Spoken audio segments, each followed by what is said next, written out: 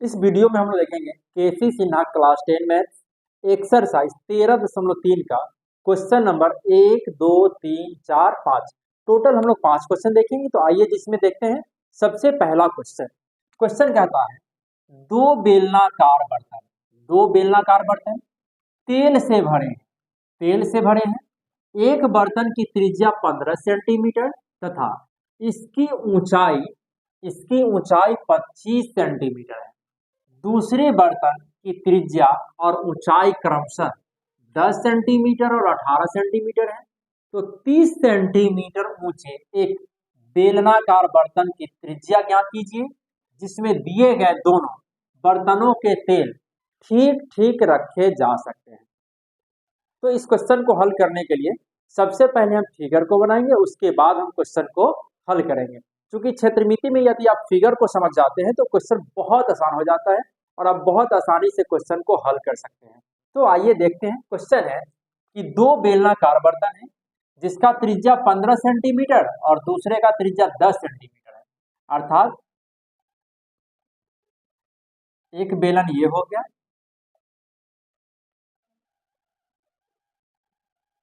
दूसरा बेलन ये हो गया। हम दोनों बेलन, एक को बड़ा और एक को छोटा बना रहे हैं। और क्वेश्चन है कि दोनों बेलन का जो तेल है वो तीसरे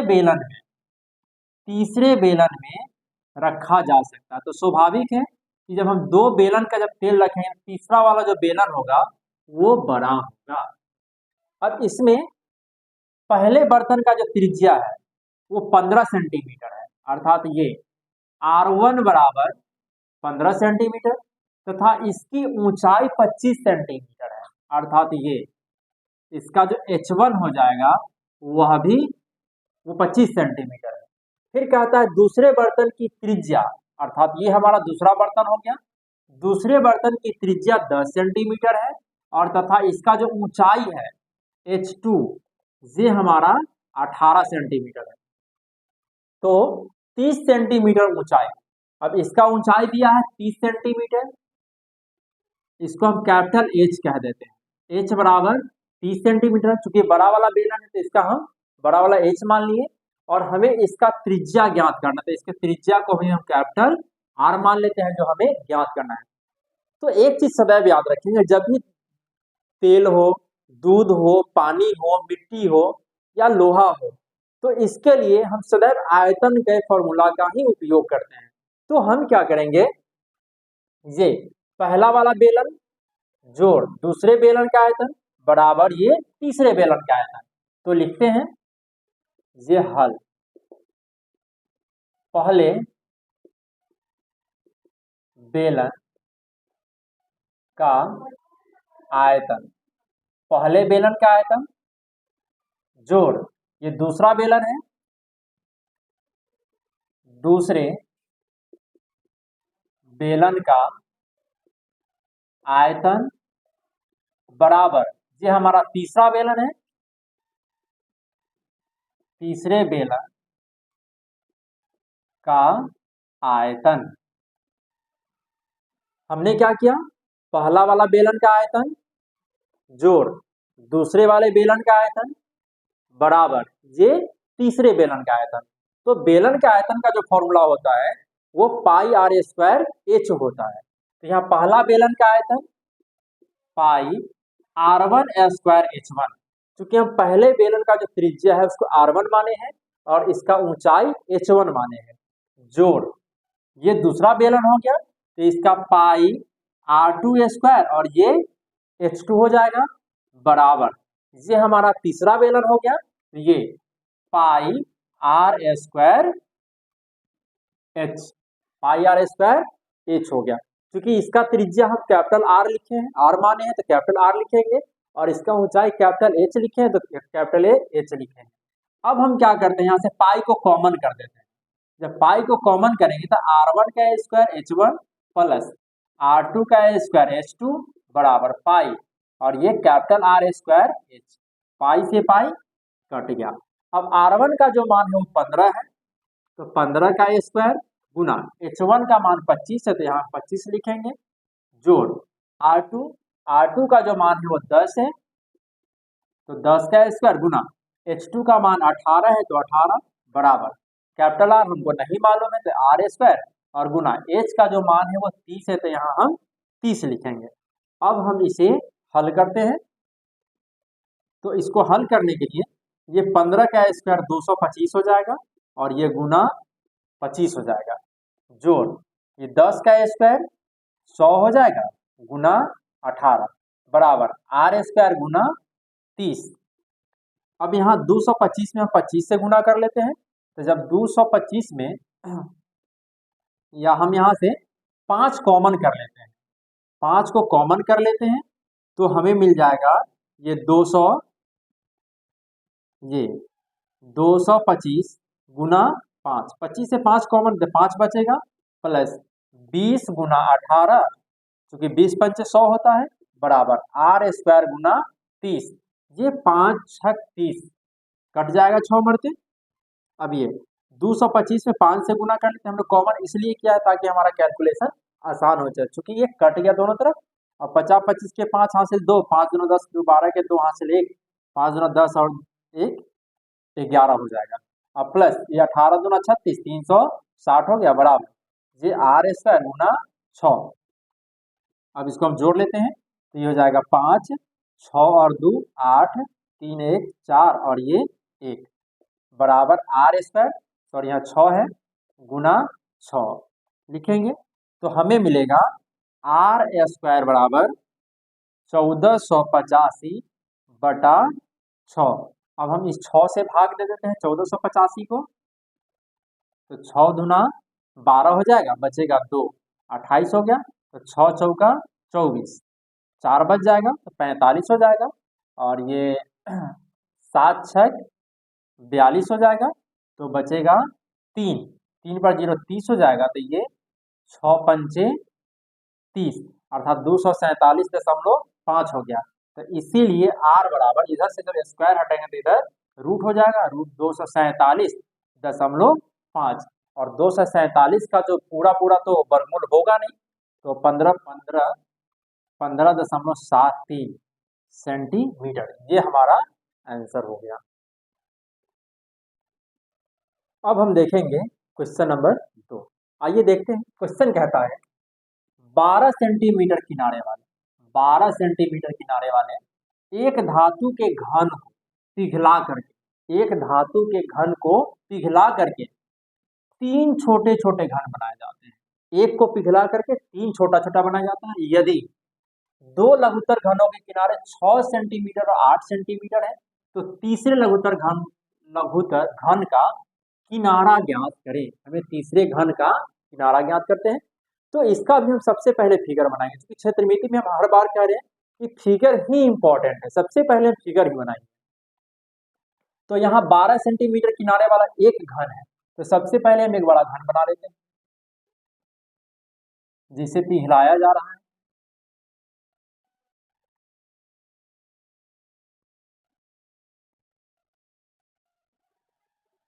हम एक घन बना ली, और हम जानते हैं कि घन के सभी भुजा बराबर होता है, और ये 12 सेंटीमीटर, तो सभी भुजा इसका 12 सेंटीमीटर ही होगा।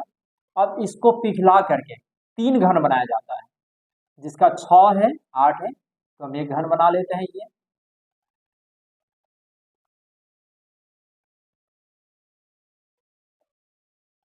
इसका किनारा 6 सेंटीमीटर है, हम इसको 6 लिख दिए। दूसरा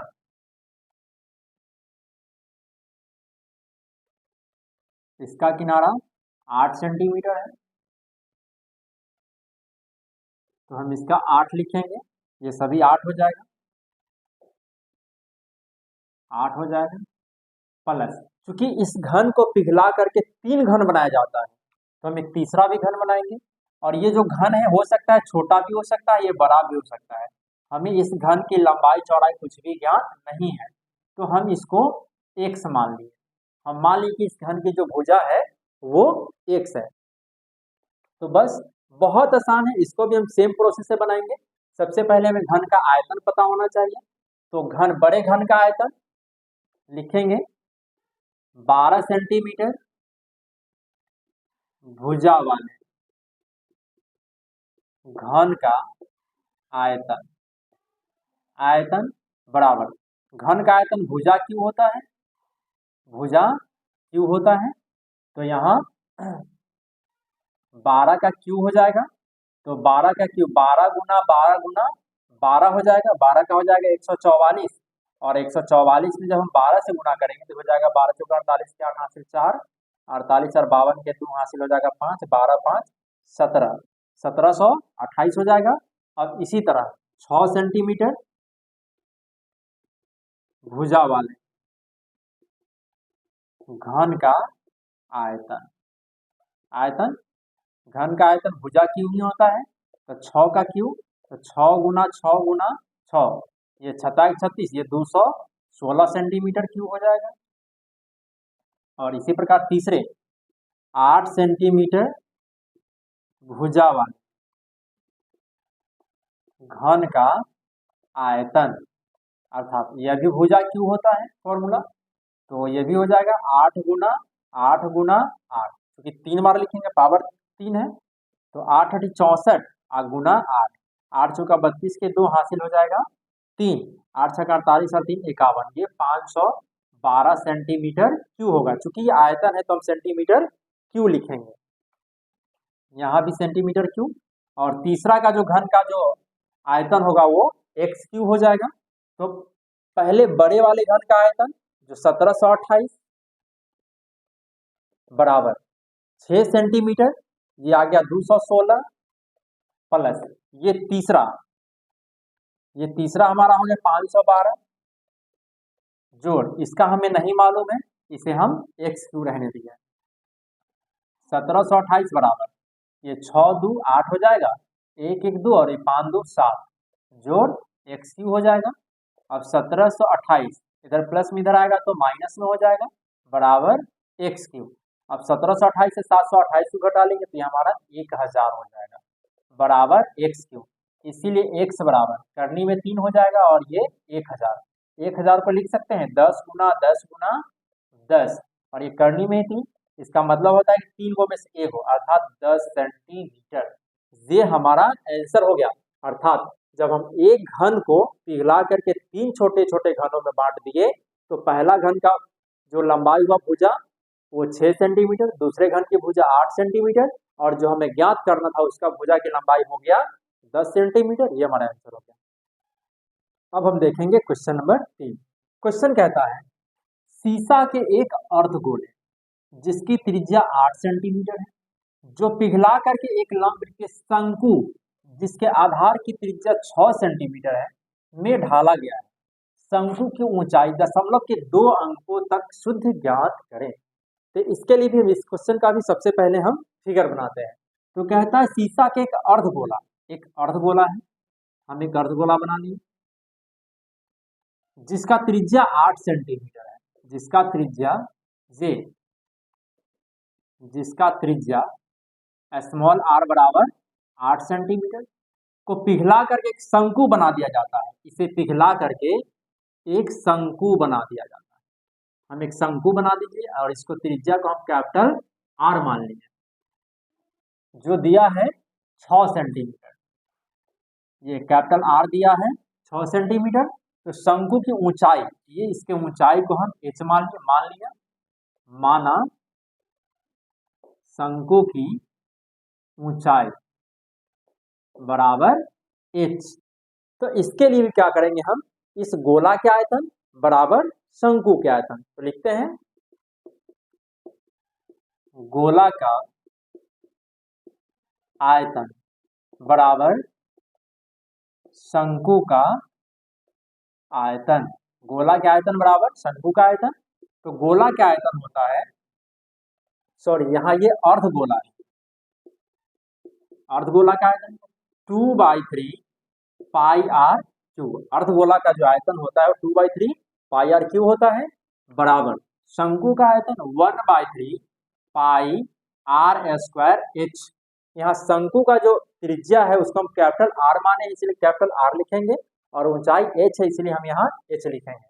अब यहाँ 3 से 3 कट गया, पाई से पाई कट गया, R का जो मान है वो 8 है, तो 8 गुना 8 हम इसको 3 बार लिखेंगे, चूंकि ये आर क्यू है इसलिए 3 बार लिखेंगे, बराबर कैपिटल आर का जो मान है वो 6 है और पावर 2 है इसलिए 2 बार लिखेंगे, 6 गुना 6 और ये गुना एच, इसीलिए एच बराबर हो जाएगा 2 गुना 8 गुना 8 गुना 8 बटा 6 गुना 6। जब इस सब को हम गुना करेंगे तो ये हो जाएगा 1024 बटा 7 36 और जब हम 36 से 1024 में भाग देंगे ये 28.44 सेंटीमीटर, ये हमारा आंसर हो गया। अब हम देखेंगे क्वेश्चन नंबर 4। क्वेश्चन कहता है 3 सेंटीमीटर त्रिज्या वाले एक गोले को पिघला करके 0.6 सेंटीमीटर व्यास वाले छोटे छोटे गेंदों में ढाला गया है, इस प्रकार प्राप्त छोटे गेंदों की संख्या ज्ञात करें। क्वेश्चन है कि एक गेंद है या एक जिसका त्रिज्या 3 सेंटीमीटर है और कहता है कि इसको पिघला करके छोटे छोटे गेंद बना दिया गया जिसका व्यास, ये हमें व्यास दे रहा है इसका 0.6, तब इसका जो त्रिज्या हो जाएगा स्मॉल आर बराबर 0.6 बटा 2 अर्थात 0.3। क्योंकि हम जानते हैं जो त्रिज्या होता है वो व्यास के आधा होता है, इसीलिए 0.6 बटा 2 में भाग 0.3 सेंटीमीटर हो जाएगा। तो अब क्वेश्चन है कि प्राप्त छोटे गेंदों की संख्या ज्ञात करते, हम यहाँ लिखते हैं छोटे गेंदों की संख्या बराबर ये गोला, तो गोले का आयतन, गोले का आयतन बराबर जब इसको पिघला दिया गया, पिघलाने के बाद नए गेंद बन गया तो लिखते हैं यहाँ नए गेंद का आयतन, नए गेंद का आयतन। तो गोला का आयतन 4/3 पाई कैपिटल आर क्यू, चूंकि हम इसके त्रिज्या कैपिटल आर माने हैं, बटा इसका 4/3 पाई स्मॉल आर क्यू, चूंकि इसके त्रिज्या को स्मॉल आर लिखे हैं। 4/3 पाई से 4/3 पाई कट जाएगा, कैपिटल आर का जो मान है वो 3 है तो 3 गुना 3 गुना 3 लिखेंगे, चूंकि पावर 3 है इसीलिए 3 बार लिखेंगे और ये आर 0.3 है तो 0.3 गुना 0.3 गुना 0.3 हो जाएगा। अब यहाँ से दशमलव हटाएंगे तो एक अंक तो 1 0, फिर दशमलव हटाएंगे एक अंक तो 1 0, दशमलव हटाएंगे एक अंक तो 1 0। अब ये 3 से 3 कट गया, सब कट गया तो बचा 1 बटा 10 दाई 100 दहाई 1000 अर्थात ये 1000 हो जाए। अब ये भाग के रूप में जब गुना के रूप में लिखेंगे तो हमारा ये 1000 गेंदों की संख्या होगा, ये हमारा आंसर हो गया। अब हम देखेंगे क्वेश्चन नंबर 5। क्वेश्चन कहता है 12 सेंटीमीटर आधार त्रिज्या 24 सेंटीमीटर ऊंचाई वाले एक धातु के ठोस शंकु को पिघला करके, एक शंकु है जिसका त्रिज्या 12 सेंटीमीटर है, 12 सेंटीमीटर और इसका ऊंचाई 24 सेंटीमीटर है, कहता है को पिघला करके, इसे पिघला देना है, पिघला करके 6 सेंटीमीटर व्यास वाले, इसका जो व्यास है वो 6 सेंटीमीटर है, ठोस गोलीय गेंद बनानी है, इस प्रकार बनी गेंदों की संख्या ज्ञात करें। यहाँ व्यास दिया है 6 तो इसका जो त्रिज्या हो जाएगा, त्रिज्या कैपिटल आर कर देते हैं 6/2 अर्थात ये 3 सेंटीमीटर, क्योंकि हम जानते हैं जो त्रिज्या होता है वो व्यास के आधा होता है। तो हमें गेंदों की संख्या ज्ञात करनी, तो लिखेंगे गेंदों की संख्या, गेंदों की संख्या बराबर शंकु का आयतन, शंकु का आयतन बटा गोला का आयतन, गोला का आयतन। तो शंकु का आयतन 1/3 पाई आर स्क्वायर एच हो जाएगा बटा गोला का आयतन 4/3 पाई कैपिटल आर का क्यूब, चूंकि इसके त्रिज्या को हम कैपिटल आर लिखे हैं। अब 3 से 3 कट गया, पाई से पाई कट गया तो आर स्क्वायर, आर का वैल्यू 12 गुना 12 हो जाएगा, एच 24 है बटा 4 गुना आर का जो वैल्यू है 3 है तो 3 गुना 3 गुना 3, चूंकि पावर 3 है तो 3 बार लिखेंगे। अब ये 4 तिहाई 12, 3 से 3 कट गया, फिर ये 3 चौका 12 हो जाएगा, 8 3 24, अभी 8 चौका 32, ये हमारा गेंदों की संख्या 32 हो गया। तो फ्रेंड्स यदि मेरा वीडियो पसंद है तो मेरे चैनल को लाइक करें, सब्सक्राइब करें, कमेंट करें, अपने दोस्तों से शेयर करना नहीं भूलेंगे। Thank you.